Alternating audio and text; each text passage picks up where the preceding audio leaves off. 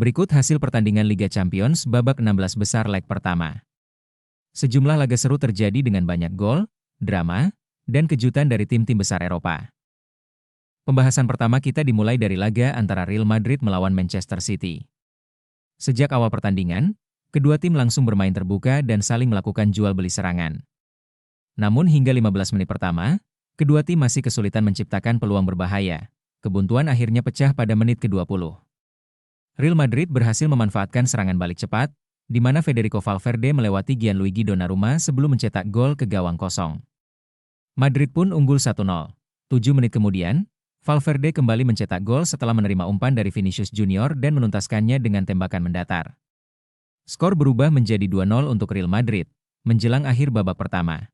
Tepatnya menit ke-41, Valverde melengkapi penampilan gemilangnya dengan hat-trick setelah memanfaatkan umpan chip dari Brahim Diaz. Babak pertama ditutup dengan keunggulan 3-0 untuk Real Madrid. Di babak kedua, Manchester City mencoba bangkit dan meningkatkan intensitas serangan. Real Madrid sempat mendapat peluang lewat penalti setelah Vinicius dijatuhkan Donnarumma. Namun kiper asal Italia itu berhasil menggagalkan eksekusi penalti tersebut. Hingga pertandingan berakhir, skor 3-0 tetap bertahan untuk kemenangan Real Madrid, yang membuat mereka selangkah lebih dekat menuju perempat final Liga Champions. Pembahasan selanjutnya antara Newcastle melawan Barcelona. Sejak awal pertandingan, Newcastle tampil agresif dan langsung menekan pertahanan Barcelona. Peluang sempat tercipta melalui Jacob Ramsey dan Anthony Elanga, namun kiper Joan Garcia masih mampu mengamankan gawangnya. Barcelona juga beberapa kali mencoba membalas, tetapi hingga akhir babak pertama skor tetap 0-0. Memasuki babak kedua, pertandingan berjalan semakin terbuka. Barcelona sempat mendapat peluang lewat Robert Lewandowski, namun tembakannya masih melebar. Newcastle akhirnya berhasil memecah kebuntuan pada menit ke-86 melalui gol Harvey Barnes setelah memanfaatkan umpan Jacob Murphy, membuat tuan rumah unggul 1-0.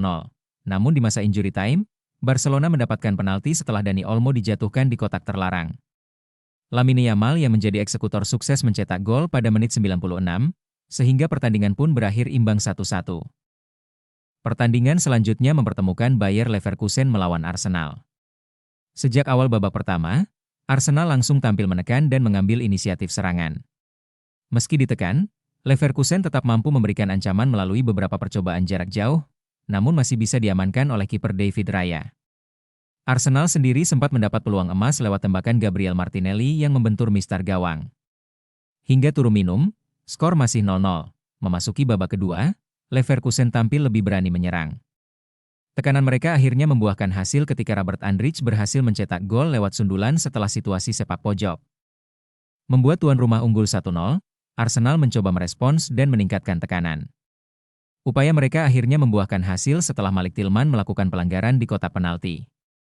Wasit menunjuk titik putih, dan Kai Havertz yang menjadi eksekutor berhasil menuntaskan tugasnya dengan baik. Gol tersebut membuat skor kembali imbang 1-1. Hingga peluit panjang dibunyikan, tidak ada gol tambahan tercipta dan pertandingan pun berakhir dengan skor 1-1. Pertandingan berikutnya mempertemukan Galatasaray melawan Liverpool. Sejak awal laga, Liverpool langsung mencoba mengambil inisiatif serangan untuk menekan tuan rumah. Namun justru Galatasaray yang lebih dulu mencetak gol pada menit ke-7. Berawal dari situasi sepak pojok, Victor Osimhen menyundul bola ke depan gawang yang kemudian diselesaikan Mario Lemina dengan tandukan keras yang tak mampu dihentikan Georgi Mamardashvili. Skor berubah menjadi 1-0 untuk Galatasaray. Memasuki babak kedua, Liverpool meningkatkan tekanan demi mencari gol penyama kedudukan. Beberapa peluang sempat tercipta, termasuk kesempatan emas dari Ekitike yang berhasil digagalkan kiper Ugurcan Cakir. Liverpool juga sempat mencetak gol, namun dianulir karena Ibrahima Konate dianggap melakukan handball dalam prosesnya. Hingga pertandingan berakhir, tidak ada gol tambahan tercipta dan Galatasaray berhasil mempertahankan keunggulan 1-0 atas Liverpool. Pertandingan selanjutnya mempertemukan PSG melawan Chelsea. Sejak awal laga, kedua tim langsung bermain terbuka dan saling menciptakan peluang. PSG berhasil membuka keunggulan lebih dulu lewat skema bola mati ketika Bradley Barcola memanfaatkan sundulan Joao Neves dan mengirim bola ke gawang Chelsea. Skor berubah menjadi 1-0 untuk tuan rumah. Chelsea sempat memberikan perlawanan dan berhasil menyamakan kedudukan lewat gol Malo Gusto setelah memanfaatkan umpan Enzo Fernandez. Namun PSG kembali unggul tidak lama kemudian melalui serangan balik cepat yang diselesaikan dengan baik oleh Ousmane Dembele, sehingga babak pertama ditutup dengan keunggulan 2-1 untuk PSG. Memasuki babak kedua, Chelsea kembali menyamakan skor pada menit ke-57 lewat gol Enzo Fernandez setelah menerima umpan dari Pedro Neto. Namun setelah itu PSG tampil lebih dominan. Vitinha membawa PSG kembali unggul setelah memanfaatkan kesalahan kiper Chelsea. Di menit-menit akhir pertandingan, Vichak Kvaratskhelia tampil gemilang dengan mencetak 2 gol tambahan, salah satunya melalui tembakan melengkung indah dari sisi kiri.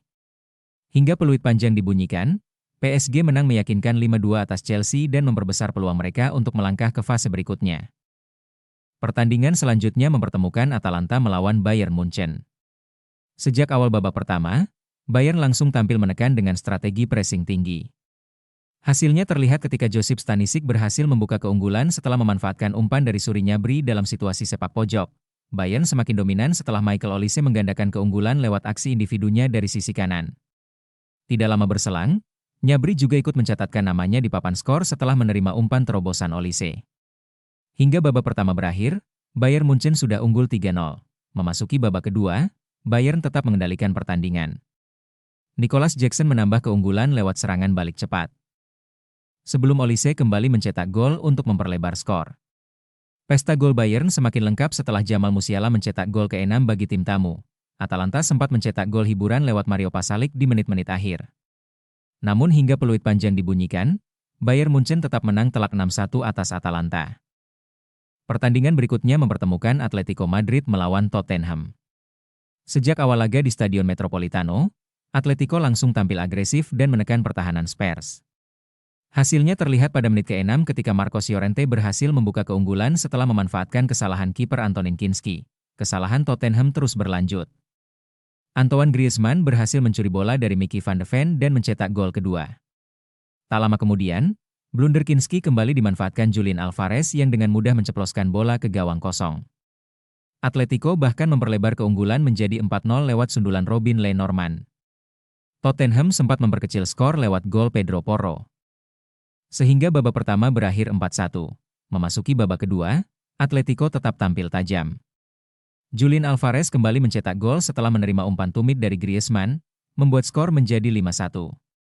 Tottenham akhirnya menambah 1 gol lagi melalui Dominic Solanke setelah memanfaatkan kesalahan distribusi Jan Oblak.